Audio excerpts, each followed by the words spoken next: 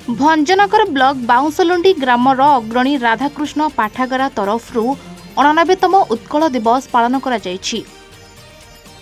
अनुष्ठान बहु वयस्क सभ्य सबु वर्ष परि सहर भ्रमण करने सह उत्कलमणि गोपबंधु दास महात्मा गांधी प्रतिमूर्ति रे पुष्पांजलि देथिले।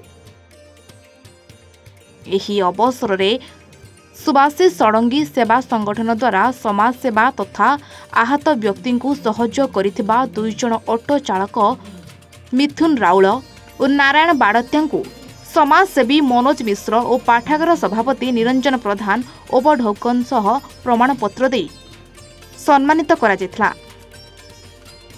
सेहीपरि संध्यारे पाठागार तरफरु बाउंसलुंडी ग्राम बड़दाण्ड ठारे एक सभा आयोजन होइथला। एथिरे बहु विशिष्ट व्यक्ति जोगदे देश मातृक और स्वतंत्र ओडिशा प्रदेश गठन रे प्रमुख अंशग्रहण करिथिबा महापुरुषों गुणगान करथिले। भंजनगर पुरुषोत्तम महापात्र रिपोर्ट A1 ओडिशा।